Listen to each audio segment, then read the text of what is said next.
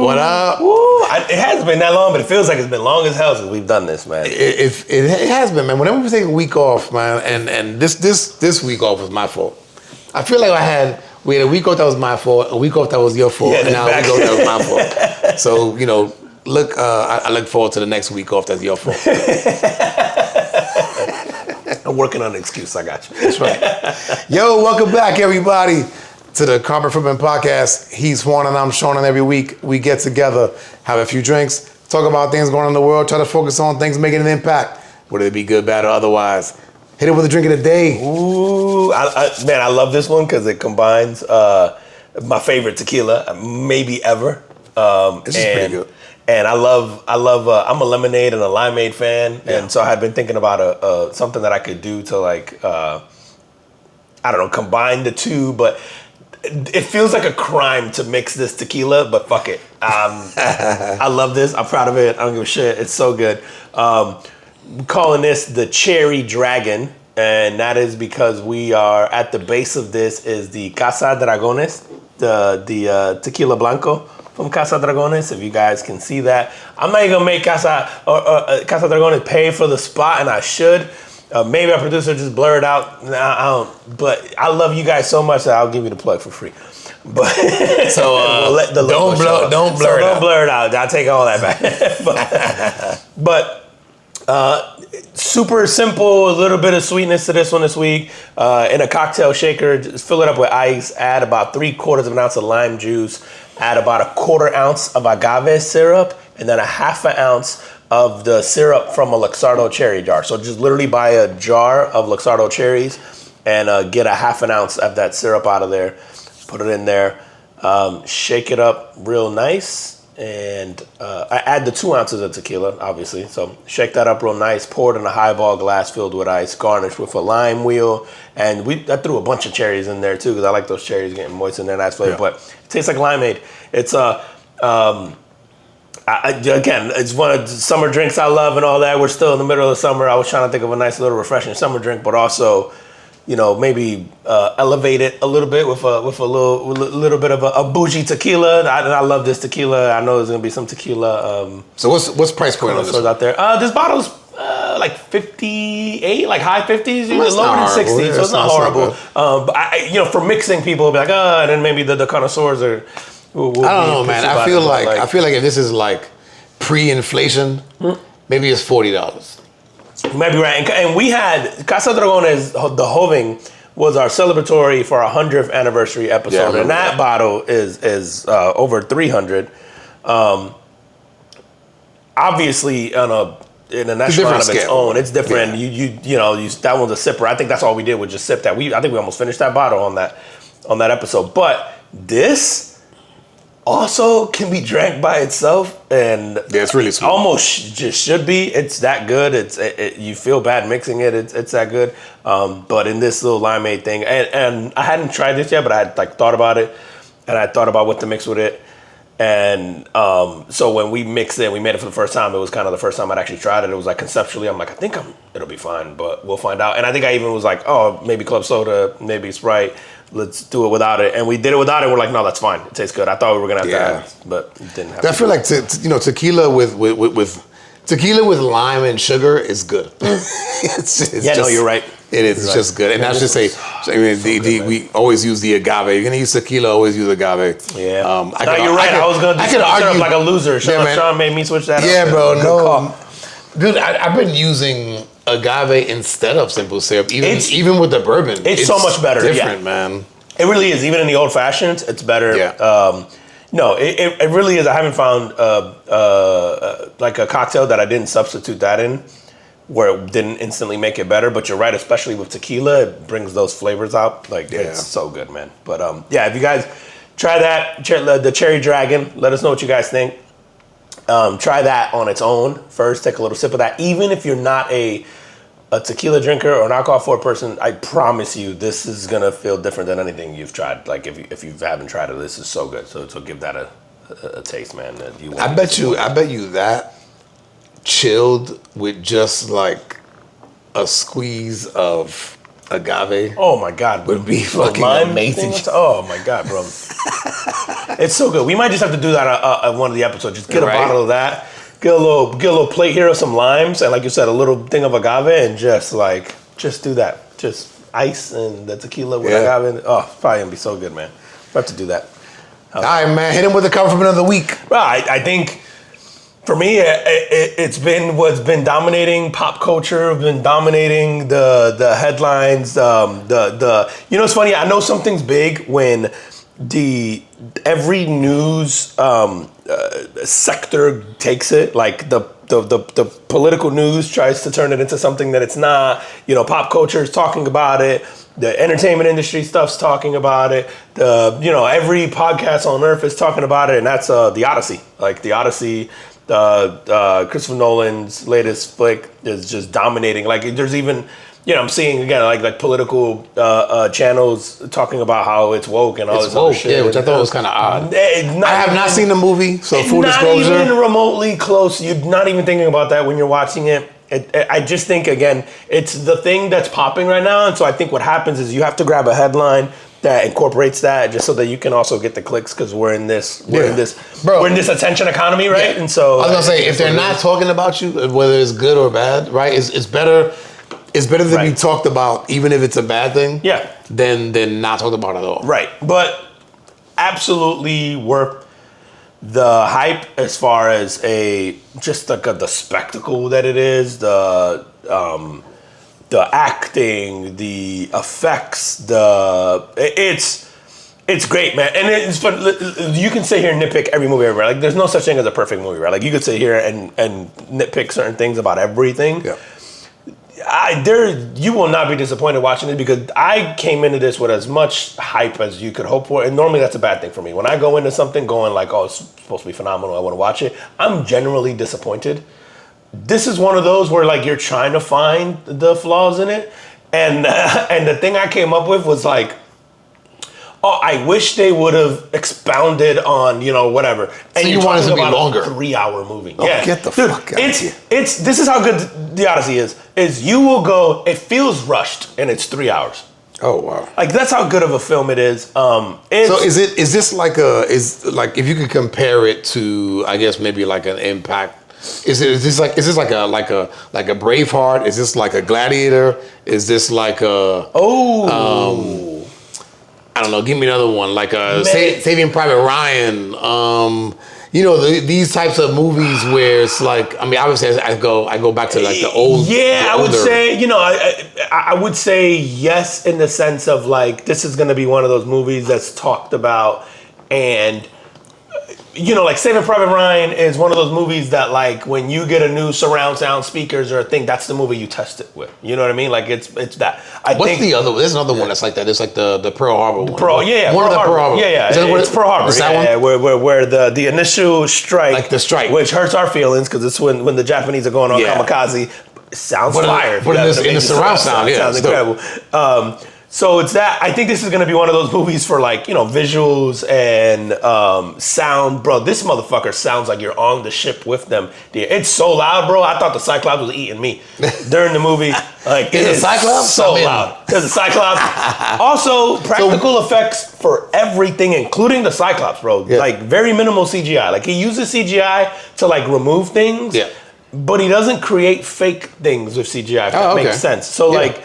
His whole thing has always been, he wants to shoot things in a practical sense. And you know what it made me think of when I was thinking about this is, on this podcast, we've talked a lot about, especially with the emergence of like AI, about how there's going to be a premium charge with things that have the human touch and the human element. Yeah. Like we think that's going to be, the demand is going to be, a person made this, like whether it's films or whether it's, like content. Because I can see a future where we're going to have labels on things that say made by a human. Like I can because we're going on robotics, I think there's going to be a thing and people are going to want that. And it made me think of like, man, we reward that already.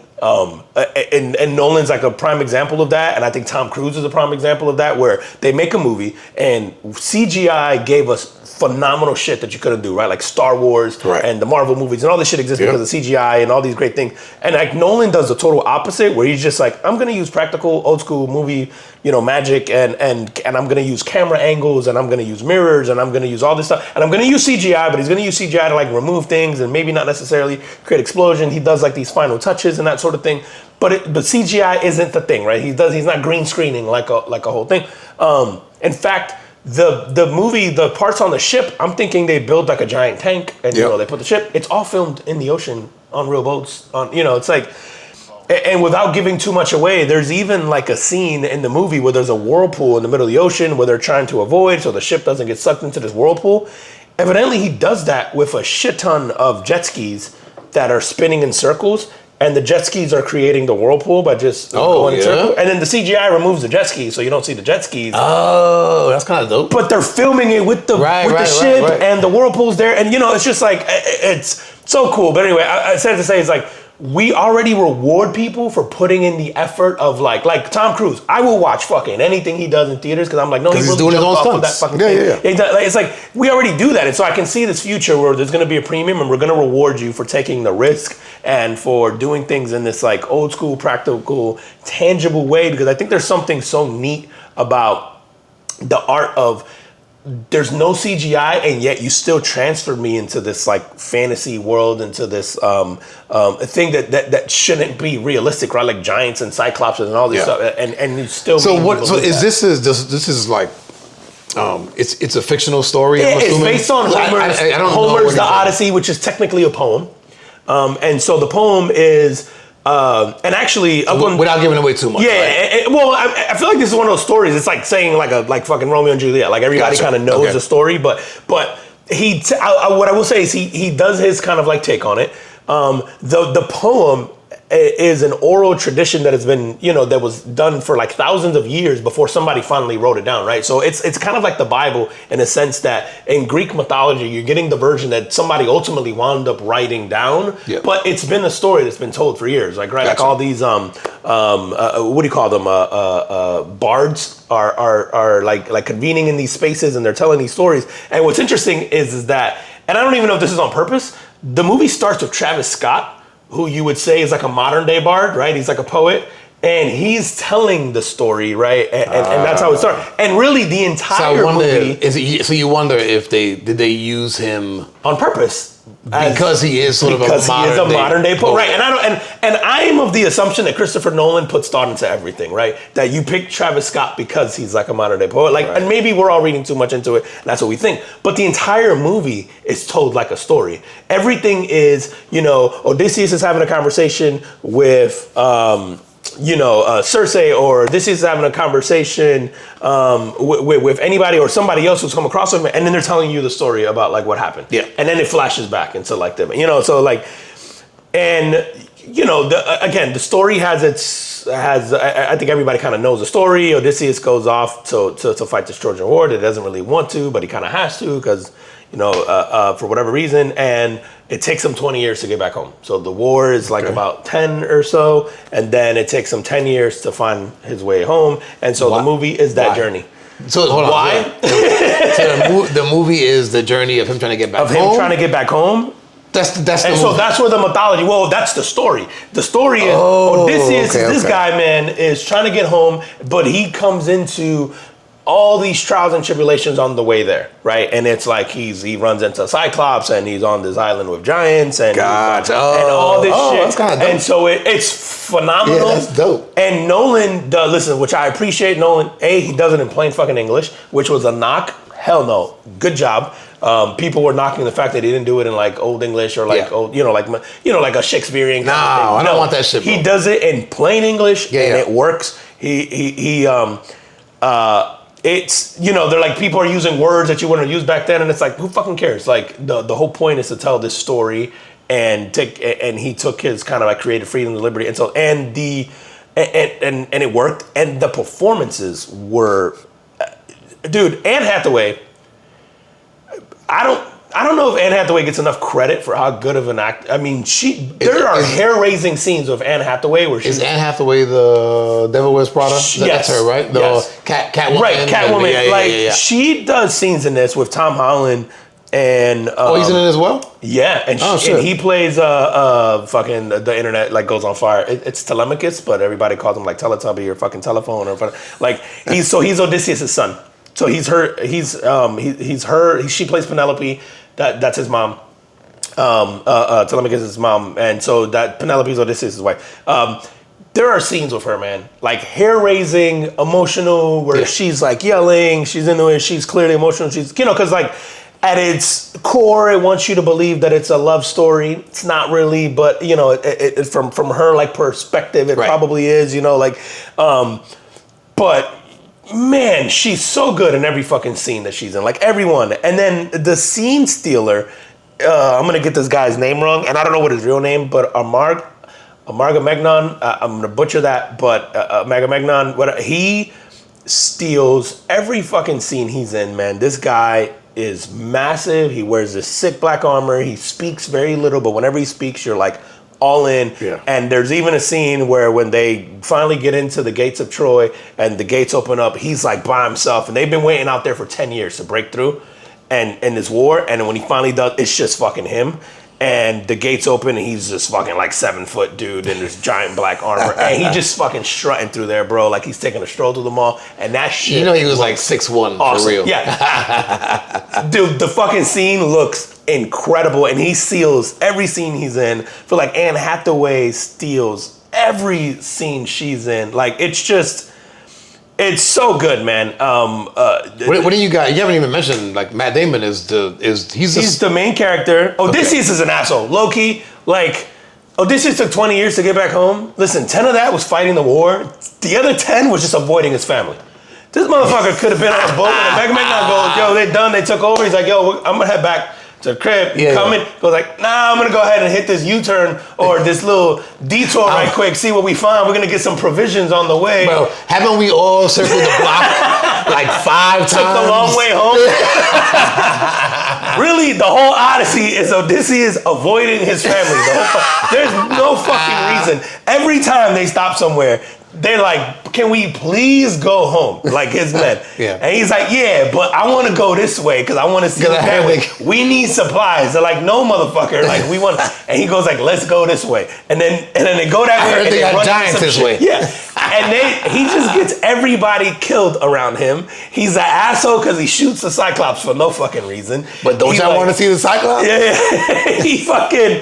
Hey, bro, Nolan took some liberties. Like, Nolan doesn't go, like, as far as the book goes, but, like, he's on an island with Cersei, where she turns all his men into pigs and shit. In the book, he's fucking her for a while and then gets sick of her, and he's basically like, I've had enough of this. Let me go. I should probably head home. And then leaves, and then ends up with Charlize Theron's character, which I'm drawing a blank on who she plays in the Odyssey, but I'm going to look it up right now because it's important. But he ends up with her in on an island, and for fucking like 7 or 8 years. So really, 8 years of it is just him fucking Charlize Theron on an island. He has. And do they have like a family and shit there? No. And then Nolan does this whole thing where he's taking this lotus flower and then that's making him forget shit or whatever. Yeah. But in the real story, he's just there with her. And then eventually he's like, yeah, I'm kind of sick of you. And then he leaves to go find his family, and she helps him find his family and all that stuff. But she's Calypso. That's what her name is. So she's Calypso. So in the grand scheme of things, bro, Odysseus was like, nah, I don't really want to go home. Yeah, I'm gonna stop here and fuck these broads. And then it really took him to get from like Kissimmee to Winter Park 20 years. Because this motherfucker was taking all the detours in the world to avoid his family. And then it ends up being like a romantic, what a time to be alive. Yeah. They just couldn't find you. And then we get consumed with the, oh, look, he came back to her, and then the love story, and then they, sail off together or whatever at the end. But really, nobody thinks like that motherfucker could have been there 8 years ago when the war ended. Everybody else was home within a year or two. This guy was like nah, but let me go check this. And what it kind of explains to you, or the perspective that it takes, is that in doing all the shit that he did, he broke Zeus's law, which is essentially Zeus's law is like treat people the way you want to be treated. It's like if a stranger comes into your home, you are hospitable to him, whatever, blah, blah, blah. And so in the act of war and all this stuff, he's basically saying he is responsible for the downfall of humanity. And so the reason he doesn't go home is because he doesn't want to face the reality that he's created, which is the basically the crumbling of his civilization, right? That this is they'd almost tried to give it like a PTSD take on why he doesn't go home. It's really like he's trying to get home, but in reality he doesn't really want to get home, and it's because he doesn't want to face this reality that he created. Because again, he's an asshole. Like the whole time he's trying to outsmart the gods, quote unquote, and he's kind of being punished for it over and over. And he keeps like taking the arrogant route of like, yeah, but like there's a scene there where he's like the sirens, like no one's ever heard the song of the sirens without like not fucking dying, and he's just like, nah, don't plug my ear, just tie me up to this shit, I gotta hear this shit. Like the arrogance of like, you know, just like, yo, we could just not go that way, or you better plug you, just go. And it's just like, nah, I'm gonna risk all y'all lives here, I gotta hear this shit, just tie me up, don't let me go no matter what I say. So is he like a general? Is he like how does he have? Yeah, he's the king of basically he's the king. Okay. He's the king of Ithaca. Okay. So like you said, so his men are men have to follow him. But even they're like, bro, like, can we not? And then, you know, he gets a bunch of his men killed. Like, you know, he gets all of them, really. No, he gets all of his men killed, basically, throughout this whole thing because of his ego. And, you know, and in the end of it, it has like a kind of like a happy reunion twist or whatever, kind of like the real story does. But the movie it's so like well acted, the effects are great, the story's great. Like you never feel like, you know, there's a lot of long movies where you're like, all right, man, and like let's fucking go. Let's get this. You never feel like, in fact, there's a point in time where you go, oh, this must be getting to the end, and like I felt like, oh no, like fuck this, there might be wrapping up. It doesn't feel like it's been that long. Like I didn't check the time or anything, right? But you just go, okay, based on where the story is, like they're wrapping up, and you're almost like bummed out.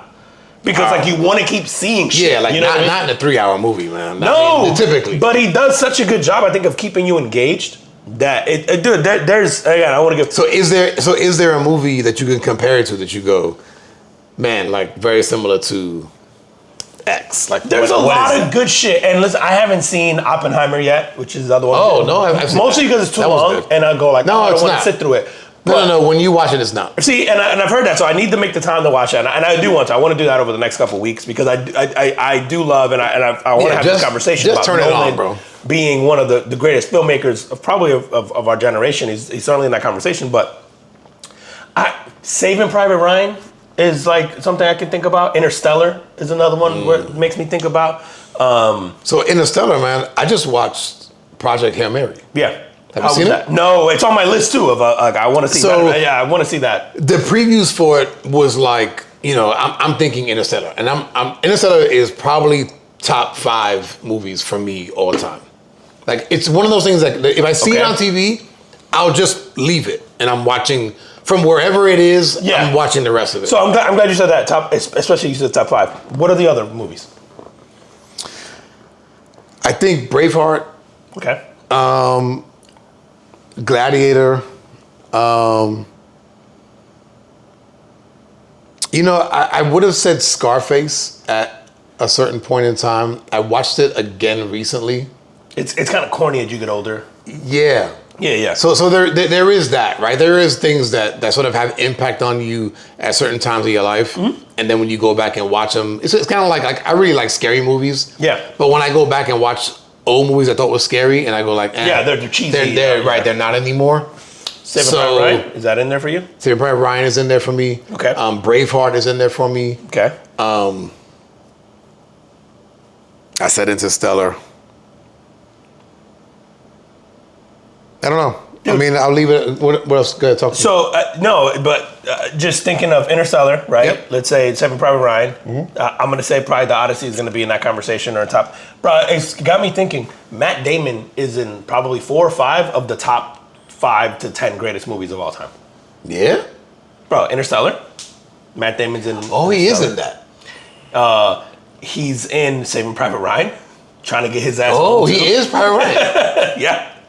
He's obviously he's the main character in Odyssey. Dude, Good Will Hunting. That's a good movie. For a good movie. God, I'm drawing a blank now. But Dude, he's in that one with who's his boy from Boston? Ben Affleck. With Ben Affleck. Is it The Town? Is he in that one, or is it Jerry? Is he not? I think they're both in that. Maybe. I don't know. All three of them I are can't in that, aren't remember. they? You might be right. But yeah, he's in. That one is sick. Bro, he's in fucking. I go, yo, if you start naming 4 or 5 of the greatest movies of all time, and you get through that list, I go, Matt Damon's in half of them. Like, The Martian was really good. he's in. Yeah, The Martian's phenomenal movie. Yeah. Like it's so good, and yeah, just going down that list of the ones he's been, I'm like, man, fucking Matt Damon has been in a lot of movies. And it's funny because you don't think of, and you never go, and this is not a disrespect to Matt Damon, he's done phenomenal work, but you never go, oh, that Matt Damon movie's out, I gotta go watch that. And again, it's not because he's not a good actor or anything, it's just never. I totally agree. Matter of fact, he's phenomenal at picking projects and he's great in them, but for whatever reason, you don't go, I want to see the new Matt Damon movie. Right. Like when I saw Odyssey, and I saw he was the main character, it didn't make me want to go see it. Now, I saw the premise, and I was like, oh, that's probably good. It's a movie that I would like to go see. Like, yeah, it's gonna be great because Matt Damon's fucking great, but for whatever reason, I never think of it as he's Tim Duncan, bro. Yo, Matt Damon is the Tim Duncan of films, bro. What's the other one? Troy, right? Like with Brad Pitt. With Brad Pitt, which Brad Pitt is not great. No, but he does good movies. He does good movies. They're entertaining. Yeah. Yeah, man. I don't know. So yeah, go ahead. Finish your project. So the Project Hail Mary, man. So that one, watching the previews, very sort of Interstellar-esque. At least so it seems. Good movie, definitely worth seeing. Don't watch it when you're tired, because I did, and there's things about the movie, and I didn't realize like how much music plays into your feelings of scenes. Yes. There's scenes in here where they play this kind of, I don't know, I call it circus music. Okay. And I'm like, is this supposed to be funny? It's like what's happening here? The story is great. Again, for those of you, if you like any kind of like sort of space movies, and it's not just for space people, or space fans. It's really good. It's a really good story behind it, and it takes a look at like the main character ends up being forced into going into space. Okay. And so there's a whole story behind that. Again, I'm not gonna give it away. But you can look at certain things in this and you go, yo, we would do that. Like we would do this seemingly fucking bad shit for the greater good. Okay. Right? We sacrifice you. We sacrifice okay. you, like you're gonna die up there. Like we'll sacrifice you for the greater good. Like gotcha. Like your life is not more important than all of ours. So you don't wanna go? What? Yes you do. Yes you do. Yeah. Like don't worry, you're gonna do great. Like it was it's one of those. So really, again, really good story. I gotta watch it because it's on my list of movies that I want to see, and I haven't had a chance to watch it yet. So I want to watch that one. Yeah. The other movie, man, staying with movies, I also watched the new Kevin Hart movie, 72 Hours on Netflix. Okay. I guess good, like decent. Okay. No, like not that crazy. I like the kid Marcelo Hernandez. Yeah, I just saw him here on Father's Day. Oh, you saw him here? Do stand up. Wait, down the street from here. No, at Dr. Phillips. Oh shit. Yeah. So I like his stand up. Really good. So he does a good job in this movie. Kevin Hart plays like the old guy. Okay. And so it's kind of it's cool to see him in that role, and sort of being able to relate. It's kind of funny with the things that like, oh, his knees hurt and whatever, and he's not old. He's like 40. Gotcha. In the movie, he's like playing like a 40-year-old, but like the younger guys are like, yo, what's up, Unc? Yo, we all unks, bro. Right? No, I don't give a fuck. The unk generation is the best generation, bro. I think in the last week, I have fully embraced. Yeah, fully. That's the Jay-Z effect, bro. Bro, fully embraced, Jay-Z came out flexing in mid-July and got all the unks out, and we all feeling ourselves now. We like, yeah. Bro, fully embraced it, man. I was down at our corporate office, man, in the last week. And normally, man, when I go down there and I'm alone, and it's like, oh, after work, like whoever's down to go out, we're going out for drinks, blah, blah, blah. Bro, this time I'm like, nah. I'm going back to the room. Like, I want to go back to the room. I want to go watch reruns of something and just. Yeah, no, I'm gonna go put the game on. I'm gonna get some dinner first. I'm gonna go back to the room. I'm just gonna chill out. I'm gonna get to bed early. Like, I'm fully embracing my 50s. So let's fucking go. But again, not a great movie. Okay, but entertaining. But entertaining. The one thing about it, man, that I was. So do you know Mojo Brooks? Yeah. Oh yeah. So, funny dude. Yeah, funny dude, man. If you don't know him, check him out. He's hilarious, man. Yeah. Check him out. Stand up is great. I really like him. So funny. And he's Chicago, right? And he's a Bears fan, fucking A, man, right?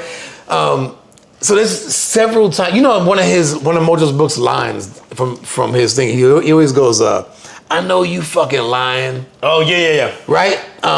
Kevin Hart said that shit like 4 times. Oh no way. In the movie, and I was like, man, like I wonder, like is that an ode to him? Do they know each other? Do they not know each other? I'm assuming they know each other because they both in the comedy game. Yeah. But Mojo wasn't in the movie. Oh really? Okay. Yeah, so I was just like, what's that about? But hopefully, that's yeah. And y'all definitely have seen, if you don't know, if you haven't seen his stand-up, you've probably seen the videos he does. He does the videos of being like the crying Bears fan, where like his girl, like he'll be crying after a game that they lost or something, and then his girl will be making fun of him or something like that. So he's going viral for stuff like that, man. He's hilarious, dude, man. Check him out, man. Mojo Brooks is awesome. Dude, while you were talking, I was pulling up the Matt Damon movie because I felt like I'm forgetting shit. Yeah.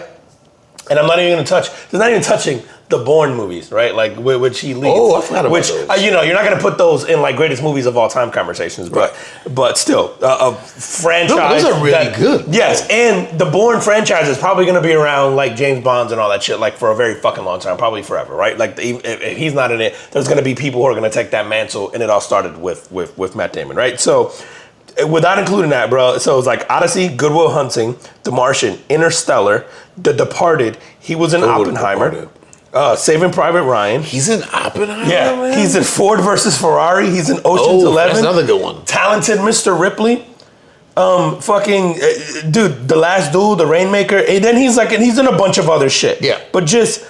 like movies here that you would go in the conversations of if you're making a list of the top 10 greatest movies of all time, fucking Matt Damon's in half of them, bro. Dude, even if they're not of all time, they're definitely movies that you go, oh, you never saw X? Right, like, they're gonna stand the watch test of time. Yeah. Like Good Will Hunting is a movie that 20 years from now, when it has been out for 50 years, we're still gonna go, oh, you gotta watch Good Will Hunting. Like The Odyssey is gonna be one of those movies that 25 years from now, 30 years from now, we're gonna be like, oh, you gotta go back and watch The Odyssey. Yeah. And I'm sure cooler shit is gonna get made between here and then. Of course. But you're still gonna go, oh, that's like, it's cool. Like my son now is really into films and a lot of, and it surprised me how much shit from like the 70s and 80s he'll want to watch, and he's like really into. Like, and to your point before, like some of them that I thought were amazing at the time, and I look at them now and I think they're kind of corny, but he still loves them, and he gets all into like like the why they did this and whatever, and then like like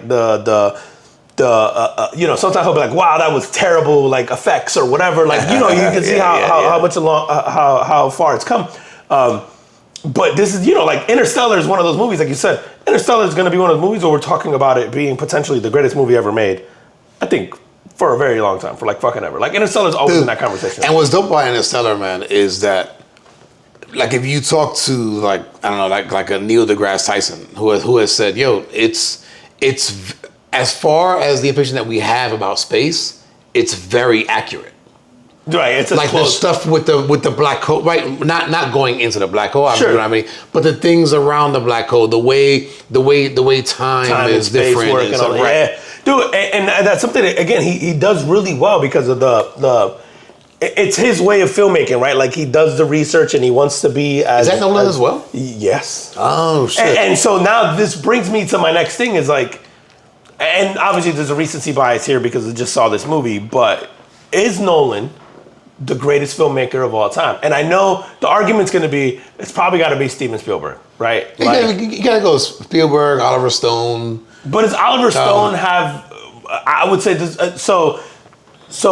And this would be my got argument. Platoon, I don't want to say against, but like how I would go. Nolan has less misses than I think anybody we could bring up, right? Like I go Spielberg. It's almost like Spielberg. If we're gonna stick to like sports references, it's like Spielberg is gonna get the LeBron treatment because it's like if we're gonna longevity, man. Yes. But then also, do you punish him for not winning titles, right? Like Spielberg has a lot of flops, right? Like he has a lot of great ones, but he also has a lot of flops. But also, he's taking more attempts, and he's everywhere, right? Like this guy will do Jurassic Park, and he'll do Schindler's List, and he'll do like it's difficult to not say that Steven Spielberg isn't the greatest filmmaker of all time. Like I don't, he's done fucking Minority Report. He's done like literally he'll take swings at every genre, every way. I haven't seen Disclosure Day, and that's one of his latest ones, but like. This with Spielberg, I feel like I can name more failures. Whereas Christopher Nolan, if you go down the list of the movies that he's made. Give me some. Memento. Okay. The Dark Knight. Batman Begins, Dark Knight Rises, right? He's done all three. Then you go, he's done Interstellar. He's done Oppenheimer. He's done Dunkirk. He's done, now let me pull them all up. And Tenet is probably the one where I haven't seen that one. I did. I thought it was fine. It's just a weird movie. It's probably the one that they knock on him the most, right? Is doing Tenet. But so we already did Odyssey, Oppenheimer, Dark Knight, Interstellar, Inception is him. So Tenet's him, Dunkirk's him, Memento's him. That. The Prestige. Oh, Insomnia. It's fucking great. He did small parts, I think, in The Following and Man of Steel and Batman v Superman. I'm not going to consider those like Nolan movies. Yeah, Christopher Nolan. Yeah, but not go to Spielberg. Yeah, so let's see, Steven Spielberg. Like he's got just goes like I don't know, Steven Spielberg top 10. Yeah, Steven Spielberg. So Spielberg's got Jaws, Schindler's List, Jurassic Park, E.T. Close Encounter of the Third Kind. Yeah, he's got all the Indiana Jones shit. Yeah, he's got Ready Player One, Saving Private Ryan. Going back, Spielberg movie. Yeah. War of the Worlds, the good one, not the shitty one made recently.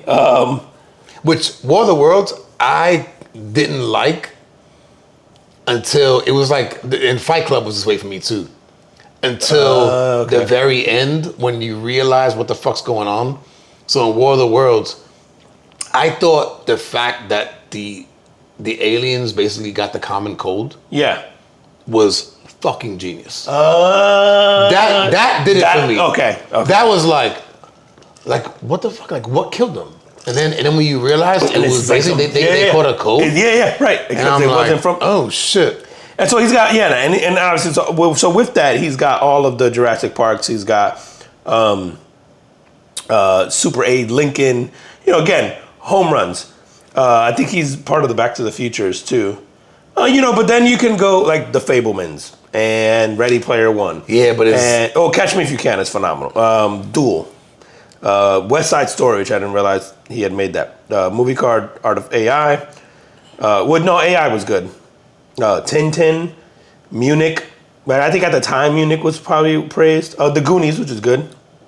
The Color Purple, The Terminal. Yeah, but his classic, man, he's got. Yeah, no, he's got. I was gonna say, he stands the test of time. He's got a lot. But he's got a shit ton of flops. But also, he's got a shit ton of. Again, if we're making a list of the top 10 greatest movies of all time, it's probably like 6 of them are Spielberg. 3 or 4 of them are Nolan. Or you could throw in like a Scorsese. I guess I'm being disrespectful to Scorsese in there, but Don't forget about M. Night Shyamalan, which, by the way, his daughter does. There's a movie that his daughter just did semi-recently. Which I heard was great. That's really good. I heard it was great. I haven't seen it yet, but I heard it was actually. But really there's these directors that you can look at, and I'm not a big movie buff, but there's certain directors where you go like, oh, they did it, I'll watch it. Where like you say like a Tom Cruise is like this, like that for me. It's just like, oh, he's in it, like I'm gonna go watch it. Yeah, there's a movie that it looks dumb as fuck that Tom Cruise is in called Digger. Like it looks silly, it looks funny. I'm in. I'm gonna watch it. Like because it's Tom Cruise, and I go, it's like a comedy. It looks like it's like kind of being ironic, and it's like far-fetched and it's over the top and all that shit. I go, oh, him doing that seems so out of character. Yep. So just like his character in Tropic Thunder, which is like, wow, this character reminds me of kind of that, and I'm like, oh, I'm in. But also, again, like almost Tom subconsciously. Cruise is in Tropic Thunder? Yeah, he's the Jewish dude who I don't think I've dances watched that whole movie. Oh, that movie's phenomenal. One of the greatest. Tropic Thunder is one of the greatest comedies of all time, and it could not get. Well, actually, I shouldn't say it could get made today. It wouldn't have been able to get made within the last 6-7 years. Yeah. And then I think today you could make Tropic Thunder, but not 6 or 7 years. Not starting last year to going 7 years back, you couldn't. But I think we're past the whole woke and whatever bullshit or whatever we were going through. But Tom Cruise has almost earned the right that I think subconsciously I go, I want to reward the effort because I know what he goes through to make a film. Yeah. And again, I'm a huge fan of just art in every format. But then when you see people kind of and this isn't a knock against CGI because I love fucking Marvel movies, I love Star Wars movies, I love like fucking Transformer movies, right? Transformers, like you can't get that without the CGI. I love that. I think it takes a lot of talent to pull some of that shit off. Like it's different, you know. But there is something to, it's like there's something to hearing a car from the 70s and 80s with like, with pure engine and you're not muffling sounds and all that stuff. It's like, I don't know, that's how I feel about movies when you don't use like as much CGI. Yeah. Like there's something to the purity of it. I don't know, that just speaks to me, I guess. But like, so it's not to say that, those movies suck. It's just, I don't know. It's almost like, I'm going to give you effort for or more credit for the effort in pulling these types of like, especially the scale of this, like pulling this off. It's fucking this IMAX camera that Nolan used for the Odyssey could only record 3 minutes at a time, and then they had to reload it, and it took 15 minutes to load the new film. And so you're talking like, and not even just for Nolan. You talk about actors who have to stay in character.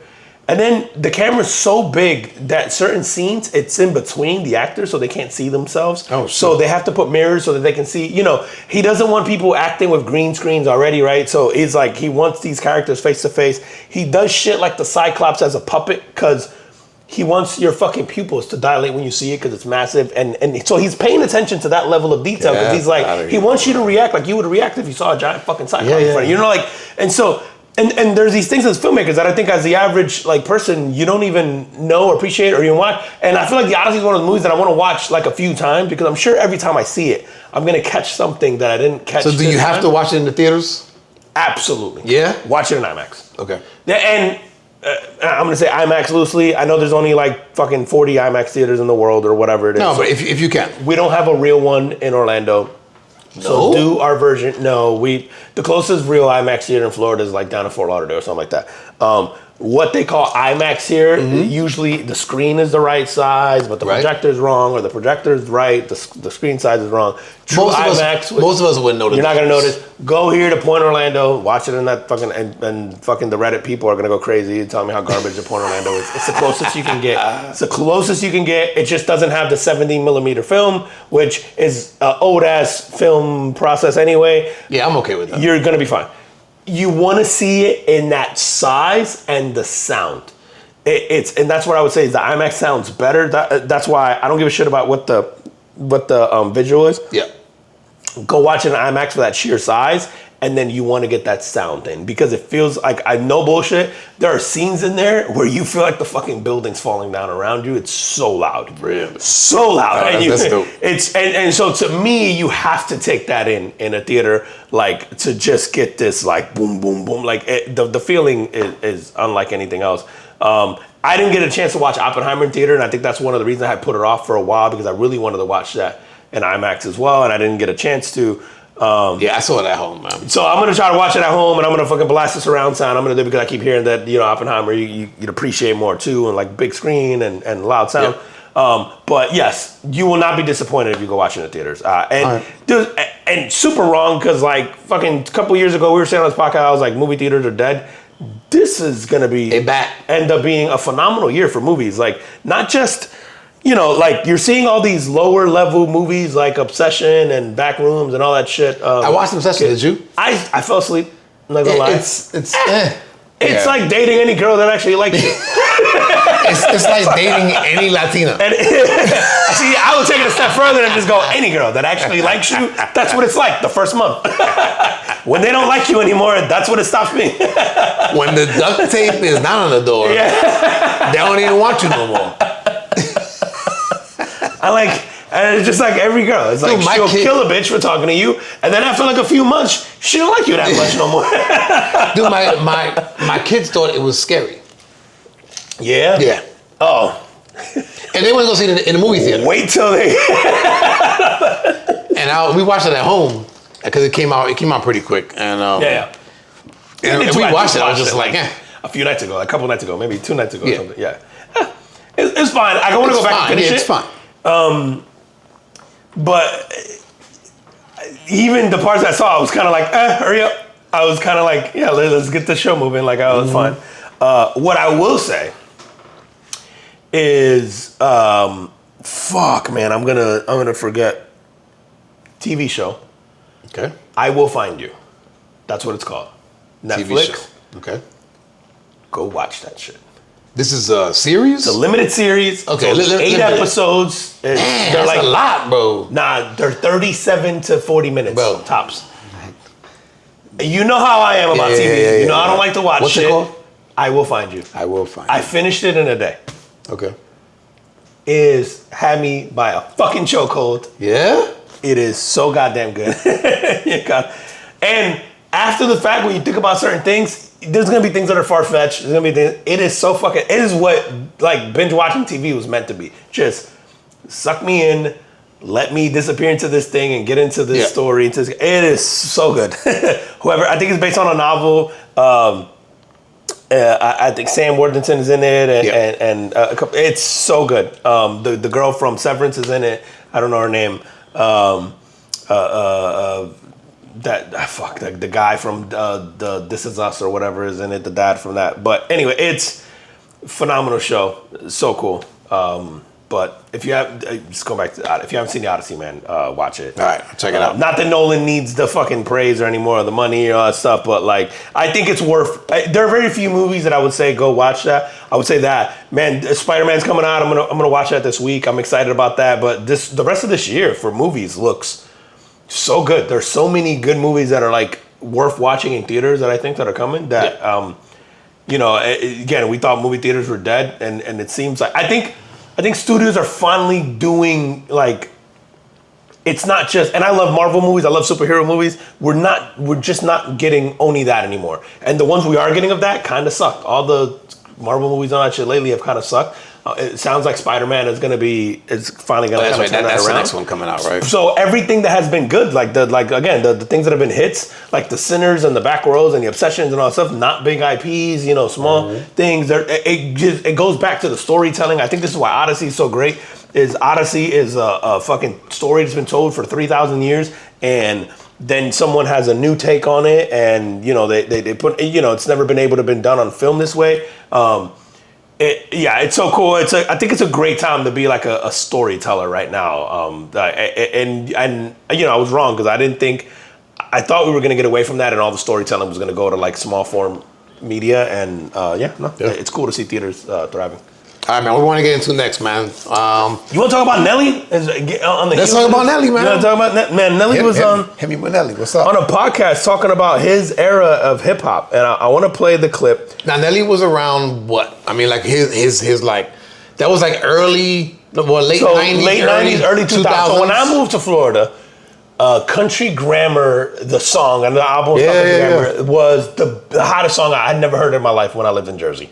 Oh, and I moved here in the summer of 2000. And not to say that I hadn't crossed yet, but I think Hot 97 just, anything from the South or like the Midwest, we weren't really like fucking with in Jersey like that. Like we were on the Jay-Z's, we were on the Nas's, we were on the Biggies, we were, back then I'm trying to think, you know, the Chronic, Eminem, all that was kind of dominating the airwaves.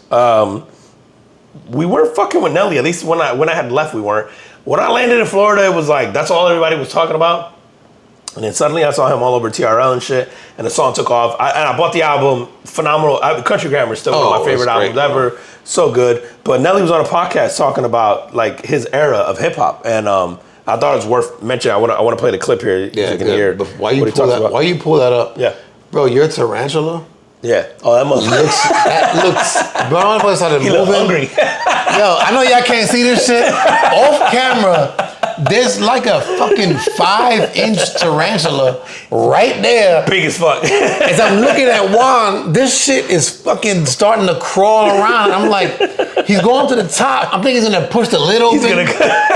Nah, he's fat. That shit looks scary. It might be a girl now. Did I tell you this? We got that's a separate thing. But I thought it was a boy for a long time. It might be a girl tarantula. But doesn't matter, bro. She's huge. Yeah, you see. That shit looks creepy as fuck, bro. I gotta get a picture so you can put it when you do the video. When the producer does the video. I got one. We got a. Did you get a picture? I got one. Yeah, I got now. One. Yeah. But like maybe a week or two ago. Okay, I said that thing is massive. Yeah, it's just pretty fucking big, man. Yeah, and it just molted a couple months ago. I might molt again. It's gonna be big, but yeah. All right, go. All right, so here's a clip of Nelly talking about his era of hip hop. Understand, my era of music was the toughest era in hip hop ever. Ever. When I put out songs, I had to go against DMX.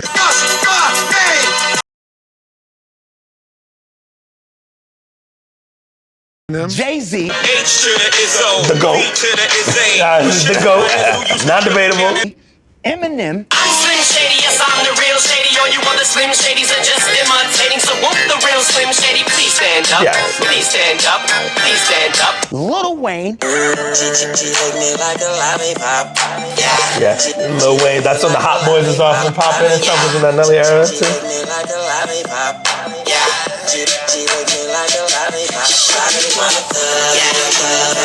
50 Cent. Oh, murder's row of rappers. Luda.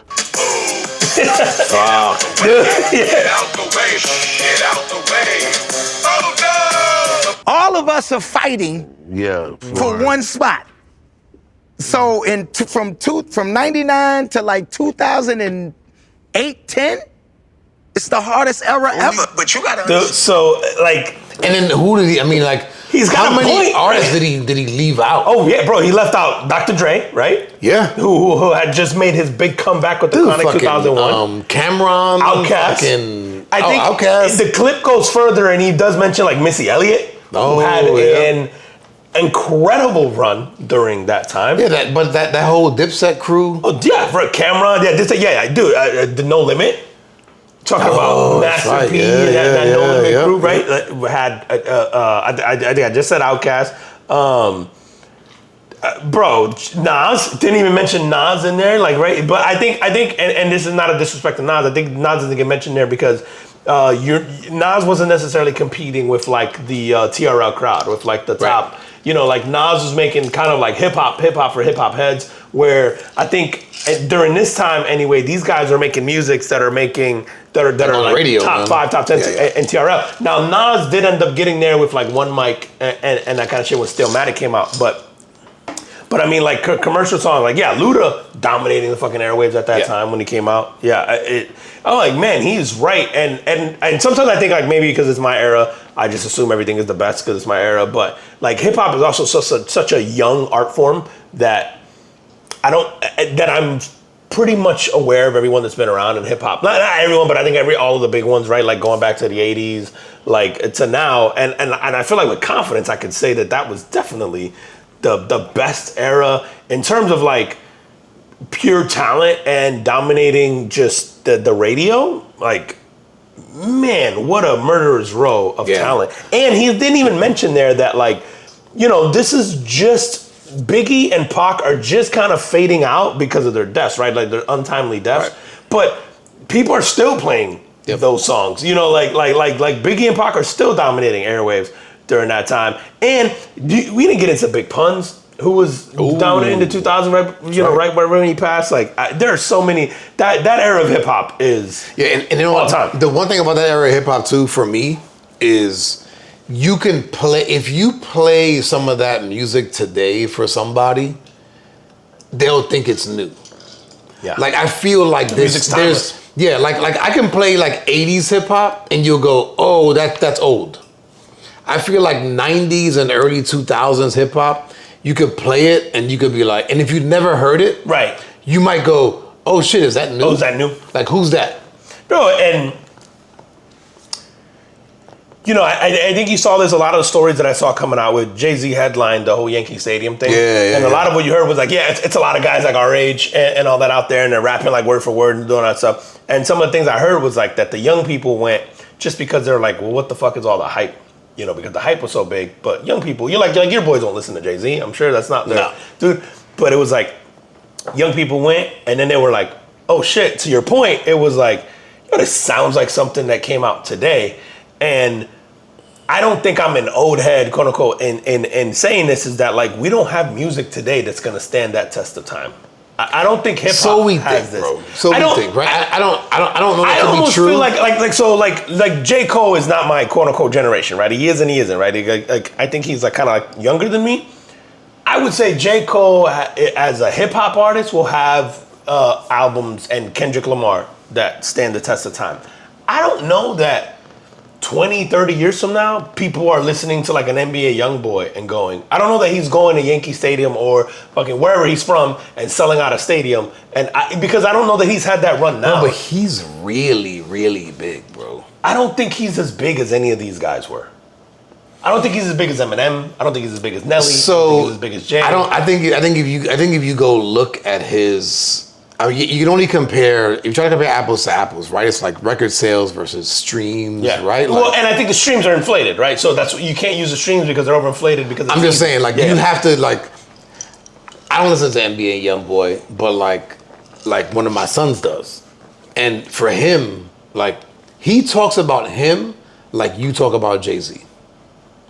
And I believe that. And I'm not saying that he's right or wrong. No. Yeah, but I go like, there's definitely, as you get older, man, there's definitely, music is one of those things, man, that really, like, when you hear a song, it takes you back, right? It brings back a feeling or an experience or a time in your life when you were doing something or experiencing something or whatever. Like, and I think over time, maybe you don't keep experiencing music in that way. And so you hold on to those, right? And so our kids are experiencing that now, but what will those artists and songs be when they're our age? No, and I think for your kids, it'll be them. But my test, and this is gonna sound like a joke and it's not, what are you playing at the white person's wedding 20 years from now? Yeah, I don't know.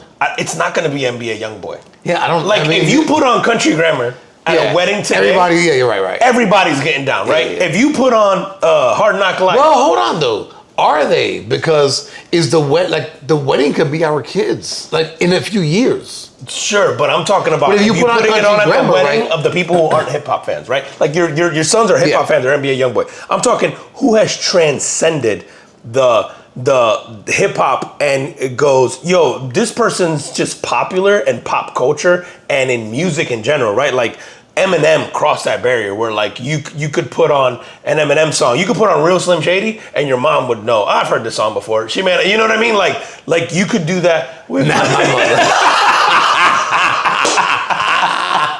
Not my mother. like Vanilla Ice is like a laughing stock, right? And as far as real hip hop goes, yeah, but Ice Baby will get played in weddings and quinceañeras in perpetuity, and everyone will get up and dance. The people who are 10 and the people who are 70 are gonna know that song, right? Like, I don't know that there's an artist today yet in hip hop that has that, because I can look at a Taylor Swift and say she's gonna have it. I can look at an Ariana Grande and say she's gonna have it. I can look at an Ed Sheeran and say he definitely has it. I can look. So I don't, and this is why I feel confident in that it's not my age. I think it's because I think music is one of those things where if something's popular, you hear it. There's a difference between something being popular, like a genre and an artist being popular to an age group, and then I think someone transcending it because their music is so good that it transcends the genre and it just becomes good music, not good hip hop or good rap or good whatever for the time. You know, I don't know if that makes sense. No, because I know, like, you know, Chance the Rapper, Kendrick, right? Like, Yeah. There are these artists that the younger generation is like, you know, they're selling out arenas. Yeah, right? yeah. And then maybe for that generation, as they get older, they're doing the same thing that we're doing, where they're going like, yo, who's the Chance the Rapper of today? Like, there is nobody, right? But I think that it's just that we're not in that space anymore. And then also with and I think we talked about this before on here, which is streaming services like Spotify, right? Like, you gravitate towards what you know, and then Spotify feeds you more stuff like that. Yeah. And so you end up just kind of staying in what is great to you, even though you may every now and then you go, oh, something new, and you pull it in. The vast majority of what you're listening to is what you liked at a certain period of time in your life. And I feel like everybody has that. Like, when I was growing up, my mother would hear music that I like, and she goes, "Oh, that's trash." And then she, you know, but she had, most definitely, yeah, right? yeah, But right. she, Like, everybody but thinks she their has generation was the best one. Yeah. But she has her things that she considers to be like timeless, and we have that, and the next generation has that, and I feel like every generation has that.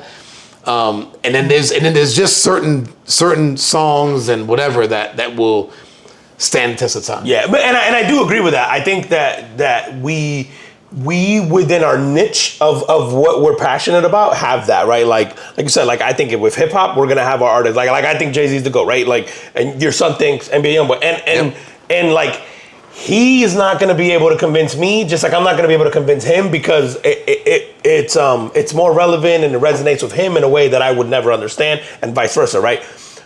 But I guess what I mean is, like, then there are certain artists that just they cross over. It's like Michael Jackson came out in the 80s, 70s. Everybody knows every Michael Jackson song fucking ever made, right? Like Madonna, right? Madonna's been around since the 80s. Everybody knows every big Madonna song that has ever come out ever. You may not play it, but if you hear it, you know. Now, man, the other day we talked about that because something came up, and my sons who are 19 never heard a song. Never heard of Madonna. Never heard a song. Never. Nope. Really? Yeah. See, that's fascinating because like my kids know who she is. Yeah. And we actually were playing, because they'll go on YouTube sometimes and they'll go like, I don't know, like it'll be the top 5 songs of every year. And they playing it, and so they'll go through it, and it'll be like, oh, look, like in the 80s, it was like, yo, look, Madonna, right? In the 90s, look, Madonna. And no, they had no clue. No clue. Yeah, because I always look at, like, when we listen to music, we have the shit that we like, right, from our era, and then I go, and then there's still artists who, like, you know, fucking Elvis and Frank Sinatra and, you know, like all these people, the Beatles and like Jimi Hendrix and, you know, Metallica and Ozzy Osbourne and all this stuff. Like Ozzy Osbourne's way before you, right? Like, no, I mean, his heyday? He was when like, you were a kid? Little kid. Yeah. And kid. But kid into, you know, elementary school, middle school, like. And so, like, Ozzy Osbourne, a lot of people would know who he is across generations. They would hear a song or two and go, okay, that's Ozzy Osbourne, right? Like Crazy Train. I was going to say. Fucking transcends like a 50-year. Yeah, right? but you know what? Because they stuck it in games. But it was good enough to stick in the game. Yeah, you know, agree. Yeah, like. But that's what it is. Like a lot of times for my kids, man, they'll recognize something because they stuck it in the game. Like so they'll be it like, wasn't that they didn't hear anywhere else, right? But the song just like, that's from rock music. They go like, this shit was good enough to put in a video game. And that's why, like, I'm like, I don't know that we have any music like that now. And again, I may be 20 years from now, I may be wrong, and I might hear something and I might not know it, and you know, my kids might go, oh yeah, that's the thing. But I still feel like there are artists who make a certain type of music that we will every generation, like more than not, irrespective of age, you will like Taylor Swift. Like, I'm not playing Taylor Swift albums, but I could, if you played a song, I could pretty much tell you it's Taylor Swift or not, right? I've heard it.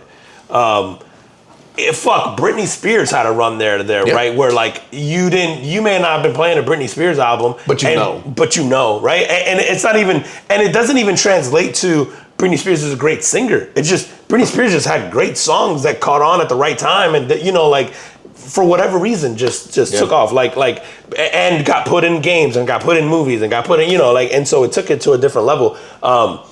It's. I think that when I hear Nelly talk about that, it brings me back to that time, because obviously this is like the peak of my like high school years, right? Yeah. Like, and so for me, it's like, oh yeah, it's amazing. But I'm also thinking about that gauntlet of hip hop, because hip hop has been around for such a short period of time, where it is a genre that you can look at almost beginning to end and go, yeah, I can tell you who. Like I can tell you, Chance the Rapper, yeah, like had a good couple years. I don't know that Chance the Rapper's in the conversation of like a great of any era. He's just good like for a period of time, right? Like won a Grammy, you know, had a good couple year runs, but then, you know, like hasn't really transcended much since then.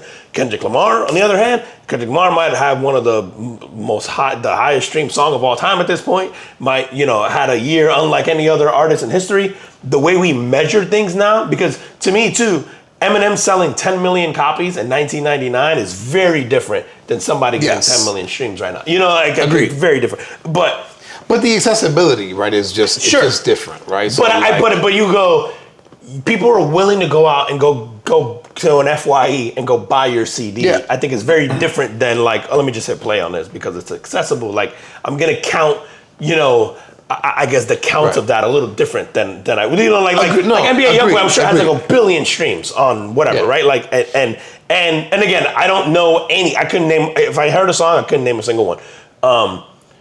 And that's not to say that he's not good and he doesn't have a gajillion streams, but I don't know that if you put him in an era where people have to go and buy a CD, are people going out to buy CDs of and maybe they are. Like I don't like your kids are. Probably. I would imagine that they are, just because, and I guess I would go, when he goes places, he sells them out. Now, does he do like theaters, arenas, stadiums? I think arenas. He does arenas? Yeah. He does arenas, man. So like good for him. So like you go, man, and that's not a knock on him. It's just one of those artists. I don't know either, bro. And I do hear of him all the time, and I think I say I quote unquote pick on him because he's the one that I hear of the most that comes up, but I've never heard a song. I think you have. Yeah? Yeah. What's his like? Don't know. Yeah, don't know, bro. But like, there's maybe like one or two songs that I'll hear and I'll go like, oh, like yeah, I've heard that. But again, I think also the place where I get music to, it's kind of goes back to the Spotify thing. Yeah. The place where I get my music today, I'm not looking for that. So that service is not feeding it to me. Whereas before, it would be on the radio. And whatever was popular, it gets fed to me whether I liked it or not, whether it was a genre that I liked or not. I'd go. Oh, see, I listen to top 40 radio. I'd go like, no, so like I would go I listen to more like genre radio, right? So I wanted hip hop and R&B. So I would listen to those stations. I like rock, so I would listen to those stations. But like that's it. If you tell me, oh, the country song from fucking the 80s, 90s, 2000s, I'm probably not gonna know it because I didn't listen to those type of stations. And so I think that with the streaming services now, man, it's so zeroed in on what you like and the type of music around that. So it might feed you other things, but it's very targeted. Yeah. So I was looking up what was the last top 40. So right, like that's popular music. Okay. What was the last top 40 hip rap song? Do you know what it was? Go. It was the last like number one? No, just in the top 40. So okay. Go. Luther by Kendrick Lamar. And that's been a year. I think last year was the first year where hip hop didn't have a single song in the top 40 in popular radio charts. You know what's funny, man? So that YouTube video that I was telling you that we were watching, where it had top 5 from like every year, and it went on for like 20 minutes. The top 5 from the last like 6 or 7 years. Yeah. The majority of songs I didn't recognize. Yeah, dude. So check this out. Luther, which is Kendrick Lamar and SZA, fell off the top 40 song on October 25th of 2025. That was... It's almost a year. that was the first time since February of 1990 that 0 rap songs were present in the top 40. Wow. And one hasn't appeared on there since. Dude, shit's changing, Almost bro. a year. That's what I'm saying. I think as it pertains to rap, I'm like, I don't know that we have artists and rap now. Like going back to the Nelly video of like what a fucking gauntlet of, because Eminem would get the like there was even like controversy around him of because he's white or he gets more popular or whatever. It was like it was like people look for ways to not give him credit. And certainly back then we didn't know that these guys were going to be. But I think as time has passed, you look back on that era and you go, damn man, like we don't have. The nostalgia goes like we have an NBA young boy. Let's say he's the guy now. It's like who's the comparison, right? Who else competing with, right? Like is it fucking Trippie Redd? Is it like is that who his competition? People is? I don't know. Right, but then I go, but people we don't know, but then people songs we haven't heard. Where in that era, for better or worse, like somebody heard of Eminem who was 50 back then, right? Like somebody heard of Dr. Dre who was 50 back then. Probably. Somebody, they may not be rocking with the song, and they may have even heard of them as a like I don't like the trash music they make or like whatever, blah, blah. Like Eminem was controversial, right? Like, and there was all this stuff, but it was like the popularity and the fame like crossed this level. I think that you don't see as much anymore, even though the exposure is greater than it's ever been. It's like very strange. Or it goes to the thing we were talking about a few months back. Is like, is the exposure so great that it's watered down because you have to like cut yourself through this like forest of trees to find the one fucking good one. You know what I mean? Like, who knows? And I say it became a lot easier to just put out music for a lot lower cost, right? And so you get a lot more music, but then you don't get like, it's almost like you might miss the hits or the ones that would have been hits years ago. But fucking man, like it made me when he's talking about that, I go, man, I almost felt bad for Nelly. It's like, god damn, he's right, man. No, man, and he held his own in that. Yeah, bro. Like, so fucking, and you still see him, gracing the stage on in places and playing his old bangers, man. And dude, like Nelly's not forgotten. So it's funny how his perspective of just like fuck, I had to compete with all these people. What he should be thinking is, my era had all these great artists, and I was among them. Yeah, right? Which I think is kind of what he was saying, but I think what he was trying to get at in the clip was like that all these guys were, the competition level was higher, like than it is now. And I think this comes on the heels. It's weird, man. The J thing has woken up like a little movement in hip hop that I've seen, or an excitement that I haven't seen in a long time within hip hop. Because even young artists, I've listened to like a few podcasts and a few clips of like artists who are from this generation, right? Not necessarily back then. And what they all left there saying was, "Fuck. I want to be able to do that one day. Like I want to like I've never heard the music. I obviously know, they all have reverence and a respect for Jay, right? As a thing, but like to your point, it's like, your boys aren't popping in Jay-Z records, right? Like it's just not what their vibe is. And these guys left there going like the moment was just insane. Like everybody singing every song, everybody, and listen, man, cool, man, like the guy did Reasonable Doubt like one night, which phenomenal album. All-time great hip-hop album. He does fucking Blueprint, which arguably greatest hip-hop album of all time, probably his best album of all time. I think Blueprint and Reasonable Doubt are in the conversations for like his best albums. Blueprint's probably my favorite album ever made, and like there's not a skip on Blueprint, right? So like you have if you're a 20-year-old and you're in that stadium and you've got fucking 30,000 people singing every song, 14 songs in, word for word, or 13 songs in, whatever, like word for word, you're like, fuck, dude. Like, cool. Blueprint was that album. Like, Blueprint had almost, the skips on Blueprint, you're like, I still know it word for word. Like the songs that you go, if I go, people go like, that's the skip on that album. You go, I still know every song on that album, or every word on that song. Like, it's wild to me. And I'd be really interested to see like the next kind of like 6 months to a year of what kind of music starts coming out. for people who are inspired. Like I love, hopefully this means Jay's dropping an album, but I love that this at least has gotten the conversation going, and I'm seeing a lot more, I'm seeing a lot more interviews of people like Nelly. I'm seeing a lot more, it's almost like hip hop went into like hibernation there for a little bit, and I'm hoping that there's this like renaissance of like, because I want to see young dudes, man. Like I love what J. Cole did. I love, like Vic Mensa, man. I love like the kind of shit he did. Like Kendrick. I like seeing the perspective and the music these young guys come up with. It feels like there hasn't been a lot. Yeah. And so, yeah, man, I'm looking forward to hopefully seeing or hearing more of it, man. Yeah, man. How are we doing on time, bro? Dude, we're an hour 14 in and we didn't. Hour 14? Yeah, man. Get the fuck out of here, bro. Okay. We had our own Odyssey in this bitch. Shit, man. I wanted to touch on. No, I'm gonna leave it. You gonna leave it? I'm gonna leave it. Let's leave it here. On that, tell them where they can find us. At the Carbon Football Podcast on IG, on TikTok, on X is at Carbon FE Pod, Facebook, YouTube, and then all your favorite audio platforms: GeoSav in Ghana, Spotify, Apple Podcasts, GeoSav in Ghana, TuneIn, Podchaser, Pocket Cast, Radio Cast. Tell your smart devices, tell Amazon, tell Audible, tell Amazon Music. I mean, literally everything. We're on everything. If we're not on something that you want us to be in, drop a comment, leave us DM, do whatever. We'll do our best to add you on there. Hopefully video coming to Apple and Spotify soon as well.